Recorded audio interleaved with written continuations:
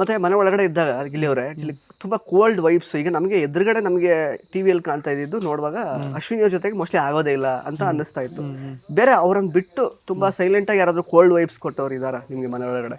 ಇವ್ರು ನನ್ ಕಂಡ್ರೆ ಆಗಲ್ಲ ಅಥವಾ ಇವ್ರು ನನ್ನನ್ನು ಇಷ್ಟಪಡಲ್ಲ ಅಂತ ಅನ್ಸಿದ್ಯಾ ನಿಮ್ಗೆ ಬಿಗ್ ಬಾಸ್ ಮನೆ? ಈ ವಿಶೇಷ ಕಾರ್ಯಕ್ರಮದ ಪ್ರಾಯೋಜಕರು ನಿದರ್ಶನ್ ಸಾರೀಸ್ ಜಯನಗರ ಮತ್ತು ರಾಮಮೂರ್ತಿ ನಗರ. ಇಲ್ಲಿವೆ ಬಜೆಟ್ ಫ್ರೆಂಡ್ಲಿ ಸಾರಿ ಕಲೆಕ್ಷನ್ಸ್, ರೇಷ್ಮೆ ಸೇರಿದಂತೆ ಎಲ್ಲಾ ಬಗೆಯ ಸೀರೆಗಳು, ಲೇಟೆಸ್ಟ್ ಟ್ರೆಂಡ್ ನ ಸೀರೆಗಳು ನಿದರ್ಶನ್ ಸಾರೀಸ್ ಮಳಿಗೆಯಲ್ಲಿ ಲಭ್ಯ. ಆನ್ಲೈನ್ ಬುಕಿಂಗ್ ಗೆ ಸಂಪರ್ಕಿಸಿ nidarshanssarees.com. ಕಸ್ಟಮರ್ ಕೇರ್ ಸಂಖ್ಯೆ 9606867467.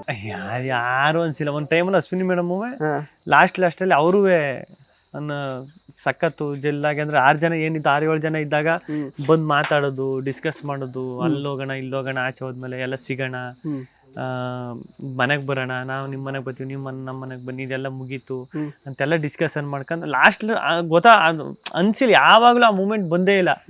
ಯಾಕಂದ್ರೆ ಆಟ ಬೇರೆ. ಈಗ ಒಂದು ರೆಸಾರ್ಟ್ ಟಾಸ್ಕ್ ಅಂತ ಬರ್ತದ ನೋಡ್ರಿ. ರೆಸಾರ್ಟ್ ಟಾಸ್ಕ್ ಅಲ್ಲಿ ಇವರೆಲ್ಲ ಬಂದಾಗ, ಕಳೆದ ಸೀಸನ್, ಹೋದ ಸೀಸನ್, 11ನೇ ಸೀಸನ್ ಎಲ್ಲ ಬಂದಾಗ ಅವಾಗ ಗೊತ್ತಾಯ್ತು, ಇಲ್ಲ ಅಂದ್ರೆ ಅದು ಟಾಸ್ಕ್ ಇದ್ದಿದ್ದೆ ಹಂಗೆ. ಅವರು ಗೆಸ್ಟ್ ಬರ್ತಾರೆ, ನಮ್ಗೆಲ್ಲ ಆರ್ಡರ್ ಮಾಡಿ ನಾವು ಸರ್ವ್ ಮಾಡ್ಬೇಕು, ಹಿಂಗೆ ಇದ್ದಿದ್ದು ಟಾಸ್ಕ್.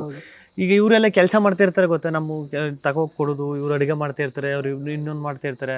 ಅದನ್ನೆಲ್ಲ ನೋಡಿದಾಗ ಅವಾಗ ನಮ್ಮ ಫ್ಯಾಮಿಲಿ ತರ ಕಾಣಿಸ್ಬಿಡ್ತಾರೆ ಎಲ್ಲಾರು, ನಮ್ಮ ಸೀಸನ್ ಅವರು ಹಂಗೆ. ಹೌದು, ಬಟ್ ಅವಾಗ ನಿಮ್ಗೆ ಅವ್ರು ಸಪೋರ್ಟ್ ಮಾಡಿದ್ರು ಆಕ್ಚುಲಿ. ಹೌದು, ಅಶ್ವಿನಿ ಅವರು ಒಳಗಡೆ. ಹೌದು. ಬಟ್ ಅದು ನೆಕ್ಸ್ಟ್ ನಾರ್ಮಲ್ ಆಗುವಾಗ ನೀವೇ ಇದ್ದಾಗ ಮತ್ತೆ ವಾಪಸ್ ಏನೋ ಒಂದು ಯಾವ್ದಾದ್ರು ಒಂದು ವಿಷಯಕ್ಕೆ ಮತ್ತೆ ಹಚ್ಕೊಳ್ಳೋದು ಆ ಥರದ್ದೆಲ್ಲ. ಅದೇ ನಾನು ಇನ್ನೊಂದು ಹೇಳುದು ಏನಂದ್ರೆ, ಈಗ ನಮ್ಮ ಮನೇಲಿ, ನಮ್ಮ ಮನೆ ಸರಿಯಾ, ನಮ್ಮ ಅಪ್ಪ, ನಮ್ಮ ಅವ್ವ, ನಾನು, ನಮ್ಮ ಅಣ್ಣ ಅಂತ ಇರ್ತೀವಿ ಅಂತ ಇಟ್ಕೊಳ್ಳಿ. ನಮ್ಮ ಅಪ್ಪ, ನಮ್ಮ ಅವ್ವ, ನಾನು, ನಮ್ಮ ಅಣ್ಣ ಇರೋ ಮನೇಲೇನೆ ಒಂದೊಂದು ಟೈಮು ಜಗಳ ಬರ್ತದೆ, ಜಗಳ ಆಯ್ತದೆ, ಜಗಳ ಮಾಡ್ತೀವಿ, ಆಮೇಲೆ ಒಂದಾಯ್ತೀವಿ, ಮಾತಾಡ್ತೀವಿ. ಇಷ್ಟೆಲ್ಲ ಮನೆ, ನಮ್ಮ ಸ್ವಂತ ಮನೇಲೆ ಹುಟ್ಟು ಬೆಳೆದಿರೋ ಮನೇಲೆ ಇರ್ಬೇಕಾದ್ರೆ, ರಕ್ತ ಸಂಬಂಧದಲ್ಲಿ ಹಂಗೆ ಇರ್ಬೇಕಾದ್ರೆ ಯಾರ್ಯಾರೋ ಎಲ್ಲಿಂದ ಬಂದಿರ್ತಾರೆ, ಒಂದೊಂದು ಕ್ಯಾರೆಕ್ಟರ್, ಒಂದೊಂದು ಪರ್ಸನಾಲಿಟಿ ಎಲ್ಲ ಬಂದಿರ್ತದೆ. ಹಂಗಾಯ್ತದೆ ಆ ಮನಸ್ತಾಪ, ಆ ಜಗಳ, ಒಂದಾಗೋದು, ತಿರ್ಗ ಜಗಳ ಆಗೋದು. ಈಗ ಯಾರು ಬಂದ್ರೆ ಅದೇ, ಈಗ ನಮ್ಮನೆ ಇರ್ತೀವಿ, ನಮ್ಮ ಫ್ಯಾಮಿಲಿ, ಅಣ್ಣ ತಮ್ಮ, ನಾನು, ಅಪ್ಪ ಅಮ್ಮ ಎಲ್ಲ ಅಂದ್ರೆ, ನಮ್ಮ ಫ್ಯಾಮಿಲಿಗೆ ಯಾರು ಬೇರೆಯವರು ಯಾರಾದ್ರೂ ಒಬ್ರಿಗೆ ಏನಾರ ಬೋದ್ಬಿಟ್ರೆ ಈ ಫ್ಯಾಮಿಲಿ ಎಲ್ಲ ಒಂದಾಗ್ಬಿಡ್ತೀವಿ, ಅಣ್ಣ ತಮ್ಮ ಎಲ್ಲ ಒಂದಾಗ್ಬಿಡ್ತೀವಿ.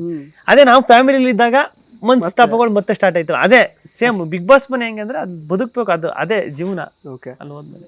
ಎಸ್, ಅಲ್ಲ ಅಶ್ವಿನಿ ಅವರು ಕೊನೆಗೆ ಚೆನ್ನಾಗಿ ಆದ್ರು ನಿಮ್ ಜೊತೆಗೂ ಅಂತ ಹೇಳಿದ್ರಿ. ಬಟ್ ಹೊರಗಡೆ ಬಂದ್ಮೇಲೆ ಅವ್ರಿಗೇನೋ, ಈಗ ನಿಮ್ಗೆ ರಕ್ಷಿತ್ ಅವ್ರಿಗೆ ಸಿಕ್ಕಿರೋ ಪೊಸಿಷನ್ ಅವ್ರಿಗೆ ಅಷ್ಟು ಇಷ್ಟ ಆಗಿಲ್ಲ. ಅವ್ರು ಹೇಳ್ತಾರೆ ಏನಂತಂದ್ರೆ, ಅಂದ್ರೆ ಅವರು ತುಂಬಾ ಮ್ಯಾನಿಪುಲೇಟಿವ್ ಆಗಿ ಆಟ ಆಡ್ಕೊಂಡು ಮತ್ತೆ ಬಡವ ಅನ್ನೋ ಮುಖವಾಡ ಹಾಕೊಂಡು ಗೆದ್ರು ಅಂತ ಹೇಳ್ತಾರೆ. ಪ್ಲಸ್ ಆದ್ರೆ ಈಗ ಈ ಒಂದು ಕಪ್ ಜೊತೆಗೆ ಬಹುಮಾನದ ಮೊತ್ತ ಅಂತೆಲ್ಲ ಬರುತ್ತಲ್ಲ, ಸೊ ಅದನ್ನೆಲ್ಲ ಕನ್ಸಿಡರ್ ಮಾಡ್ಕೊಂಡು ಮೋಸ್ಟ್ಲಿ ಅವ್ರಿಗೆ ಕೊಟ್ಟಿದ್ದಾರೆ ಅನ್ನೋ ಹೇಳ್ತಾರೆ. ಹಂಗೆ ಸರಿಯಾಗಿ ನನಗೆ ಬಂದಿರೋ ಮಾಹಿತಿ ಪ್ರಕಾರ 55 ಕೋಟಿ ನನಗೆ ಎಷ್ಟು ವೋಟ್ಸ್, ನನಗೆ actually I should be the winner ಅಂತೆಲ್ಲ ಹೇಳಿದ್ದಾರೆ ಅವ್ರು. ಆಕ್ಚುಲಿ ಏನ್ ಹೇಳ್ತೀರಾ ಅವ್ರಿಗೆ, ಯಾಕೆ ಇನ್ನು ಯಾಕಂದ್ರೆ ಅರಗಿಸ್ಕೊಂಡಿಲ್ಲ ನಿಮ್ಮ ಗೆಲುವನ್ನ ಅವ್ರಿದ್ನು ಅಂತ?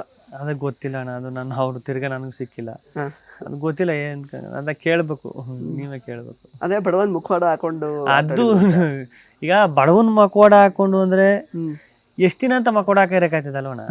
ನಿಂಗೆ ಮಕವಾಡ ಅನ್ನೋದು ಎಲ್ಲಾದ್ರೂ ಒಂದ್ ಕಡೆ, ಎಷ್ಟೇ ಮಕವಾಡ ಹಾಕೊಂಡಿದ್ರು ಎಲ್ಲಾದ್ರೂ ಒಂದ್ ಕಡೆ ಅದನ್ನ ಮಕವಾಡ ಹಾಕ ಬದುಕಕ್ ಆಗಲ್ಲ ಅಂದ್ರೆ ಅದು ಬಿಗ್ ಬಾಸ್ ಮನೆ ನನ್ನ ಪ್ರಕಾರ.